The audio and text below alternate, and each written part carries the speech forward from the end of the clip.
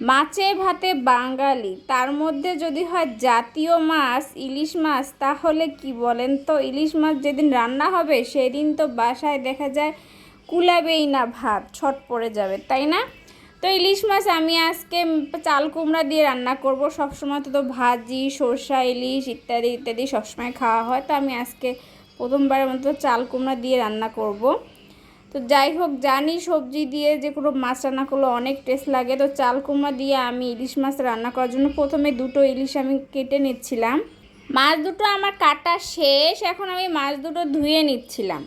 ইলিশ মাছ অবশ্য বেশি ধোয়া লাগে না, বেশি ধুলে স্বাদ লাগে না। আগেকালে আমি ছোটোবেলায় শুনতাম পুরানকালের মহিলারা নাকি ইলিশ মাছ না ধুয়ে খেত, না ধুয়ে খেলেই নাকি বেশি টেস্ট লাগে। যাই হোক, এক ধোয়া দুই ধোয়া দিয়ে ধুয়ে নিয়েছি, বেশি করিনি। দেখা যায় মাছের যেগুলো পিস বড় চাকা সেগুলো আমি রেখে দিলাম পরে খাবার জন্য, যেহেতু বাড়ির সদস্য সংখ্যা কম, যার জন্য অতগুলো একবারে রান্না করলে তো নষ্ট হয়ে যাবে। আর ইলিশ মাছ কিন্তু একবারই ভালো লাগে, দ্বিতীয়বার গরম করে এবার রেখে কিন্তু খেতে ভালো লাগে না। টাটকা টাটকা রান্না করে টাটকা টাটকা খেতে কিন্তু অনেক মজা।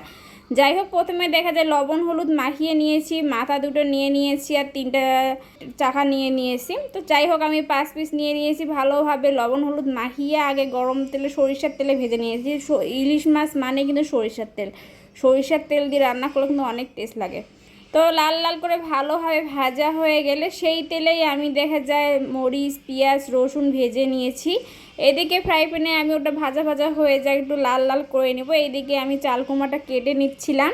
চাল কুমড়াটা অনেক জালি কুমড়া ছিল, দেখেই বোঝা যাচ্ছে বিচিগুলো ছোট, একদম কোমল, কিন্তু মানে এত ভালো ছিল, তাড়াতাড়ি কিন্তু সিদ্ধ হয়ে গেছে। রান্না করে অনেক দেখা যায় আরাম পেয়েছি।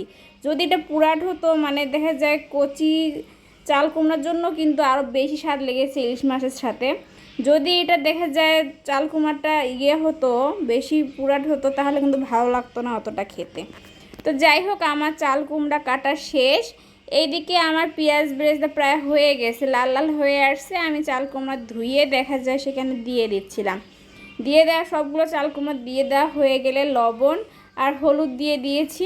তারপর উল্টায় পাল্টায় ভালোভাবে উল্টায় পাল্টায় নিচ্ছিলাম, উল্টায় পাল্টায় তারপরে আমি ঢাকনা দিয়ে ঢেকে দিব। 10-15 মিনিট একটু জাল দিয়ে নেব। যখন একটু চাল কুমড়োগুলো প্রায় হয়ে আসবে, মানে দেখুন পানি কিন্তু কম বের হয়েছে, যার জন্য আমি একটু পানি দিয়ে দিলাম। চাল কুমড়া থেকে কিন্তু পানি বের হয় অটোমেটিক্যালি, কিন্তু পানি কম বের হয়েছে জন্য আমি আর একটু পানি দিয়ে দিয়েছি 1 কাপের মতো। এতটুকুই দেখা যায় দেওয়ার পরে দেখি চাল কুমড়া প্রায় দেখা যায় 80% সিদ্ধ হয়ে গেছে, খুব তাড়াতাড়ি কিন্তু হয়ে গেছে 10-15 মিনিটের মধ্যেই।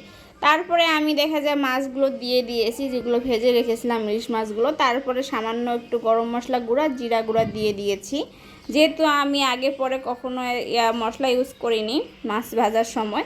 তারপর দেখুন আমার রান্না একদম শেষ। কত সুন্দর হয়েছে তাই না? দেখতে যেমন হয়েছে, খেতেও কিন্তু অনেক টেস্ট হয়েছে।